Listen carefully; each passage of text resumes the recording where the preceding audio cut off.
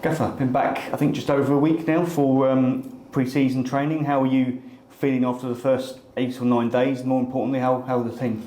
Yeah, it's been quick, hasn't it? Some have gone quite quick, but the team are back in.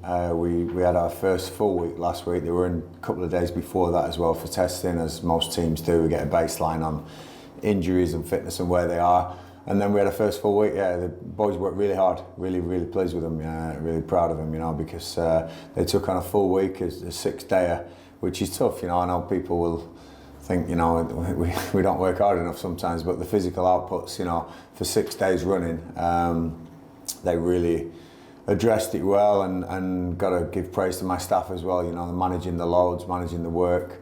1 or 2 behind and 2 or 3 really in front, who obviously been working really hard during the summer, but there's a balance, and it's about that first game on August the 2nd, everyone being at tip-top condition on that first game. We're bound to have a few injuries, everyone always does after pre-season, very rarely do you have a clean slate, but we're working towards that, but there's a great spirit around the place, and a bit of optimism as well, which I'm really liking, but as I've always said, steady journey. It's a process we want to put in place over these next couple of seasons to make us competitive and looking at how far we can take this club.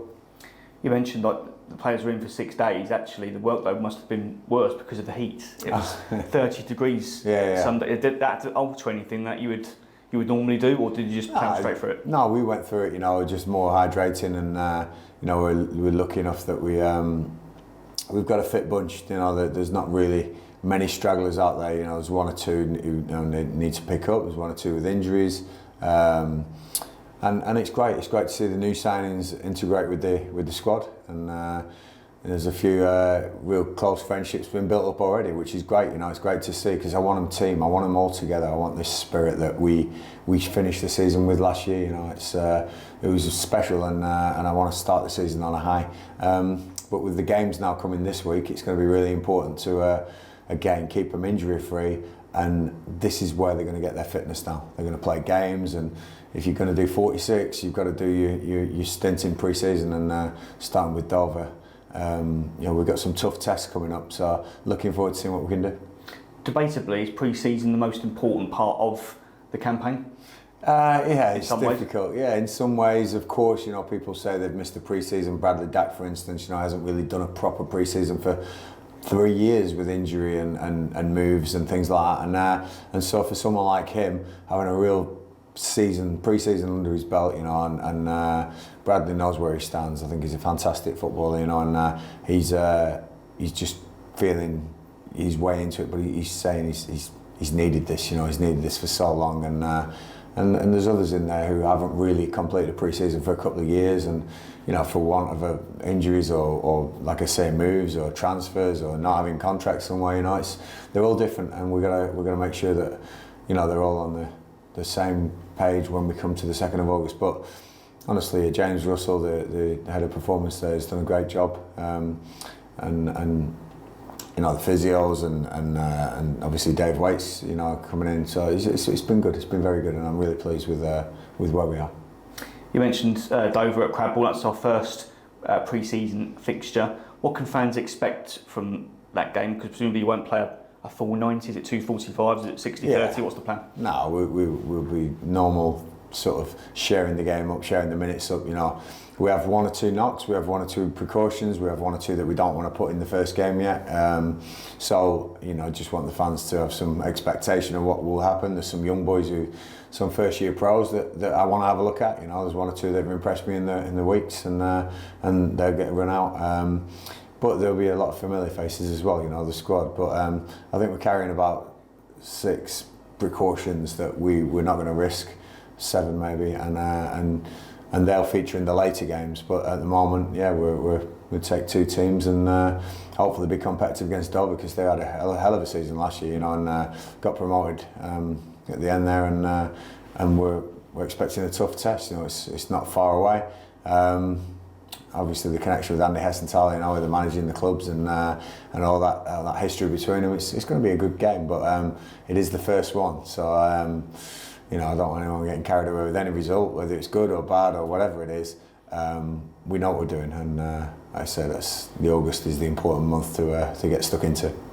As you say, you're always going to get niggles and you have precautions during pre-season, because I guess if it was a full-on league fixture, you might be tempted to put them in. But at this point, even if someone is 95% fit, do you just think that just put them to one side, come back when you're 100% ready? Is that how you have to think? Yeah, there's certain players at the club where they know their own bodies as well, and certain people who need to be 100%. There's certain people who will play at 50%. And we're working all those people out. Obviously, we got Sam Vokes, our new signing as well. He broke his arm on the last game of last season. I don't know if people remember, and he was 12 weeks non-contact, so he's not. He's not going to feature. His arm's still. He probably goes right up to the end of pre-season, before he can start really putting himself about. So there is little things like this that people probably are going, oh, why is he not playing? Why they're not playing? And we've got it all in hand. We've got it all in house. Obviously, the likes of Elliot and Nevitt, being careful with him because he came off with that injury at the last game of the season, and again, people went into the summer with a couple of knocks and. But, your likes of Bradley and Connor and Gailey and Chad, people like that, they're flying in pre-season at the moment, and Joe Boday's come back looking $1 million. We've got Seb Palmer-Holden, new signing, who's exciting me up front, so we certainly have our fair share of pedigree players that are going to be out there tomorrow night, as well as some of these young boys who I see. It's their time to shine. Why? If I can't look at them now, when can I look at them? So you never know. One of them has to take their chance, as Bradley did all those years ago here. When he was an apprentice and a first-year pro. So we're going to manage it right. Great to see Jake Turner back in the building as well. After his loan spell last year, and a couple of the boys who were on loan. Marcus Wiley, so really good to have them in training. I'm sure the fans are going to be interested to see how these feature under me. It's a different manager with a different way of playing, different mentality, different culture. Who says that all these names can't feature? It's up to them now to go out there and show me what they can do. You mentioned those who've come into the building like your Sam Vokes and Seb Palmer-Holden.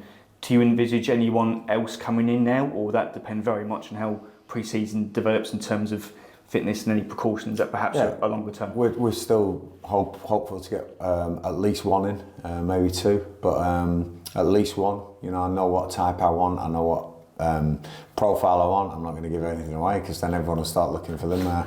But we definitely want to try and bring one more fresh face into this group.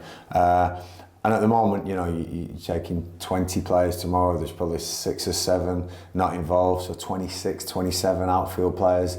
Not including the keepers. That's too much for me, so I need to slim this squad down as well. So you'll also see players probably getting experience elsewhere, going on loan towards the start of the season. But at the moment, it's all up for grabs. I will play the best team, not necessarily everyone else's best team or the ones who've played the most games or the most experienced. There's no age limit for me. If you're good enough and you're old, you're good enough. If you're good enough and you're young, you're good enough. That's how I work. I'm not gonna look at any age difference and say, he's too old, he's too young. They're all open. It's about playing football and the right fit, the right 11. I can't wait to get stuck into the games. I really don't like pre-season as a manager. Didn't really like it as a player, if I'm honest. I'm not sure a player who does, but once the games start, that's where I love my time. I love earning my money on picking apart an opposition, finding the way to win a game and how we do it. Pre-season's about putting all these building blocks in place so you're able to do all those little systems and those little ways of playing. And of course we've got the new rules coming in as well with the goalkeeper rule, the 8-second rule now. It's going to cause some mayhem, I'm sure, at the start of the season. So there's all sorts to get through, but really looking forward to it.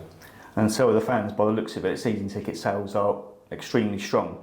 As a management group, not just yourself, but with Richard Dobson and your coaches behind the scenes, must be so encouraged and happy that these guys are buying into what you're trying to achieve. We asked for it last year, and I'll say it again, we take a championship away support at times, we really do. Last game of the season, the amount we took to Port Vale, my first game at Harrogate, packing out the ends, Tuesday nights or at Chesterfield and places like that.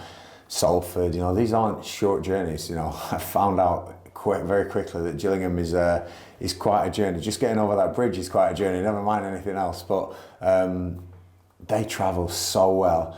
And then on top of that, the home fans, you know. Again, Bradley's goal against MK Dons, you know, really hit home for me. I knew playing against Gillingham and you know, coming up against that Rainham end at times, how important it can be to almost suck the ball into the goal in that second half. They're really passionate fans, knowledgeable fans, know their stuff.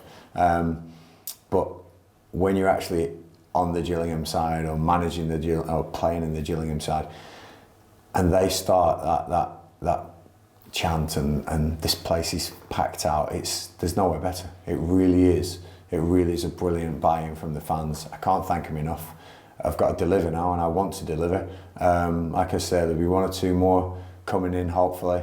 I do need some of the ones who aren't going to be involved. I need them back. They're going to strengthen us. But we have a hell of a spirit here, and I'm hoping the fans can see exactly what we're trying to do. Buy in. I keep saying this. It's not always going to go brilliantly. It seemed to go really well for the last 9 games. It's not always going to go. We're going to have hiccups, and it's about the reaction.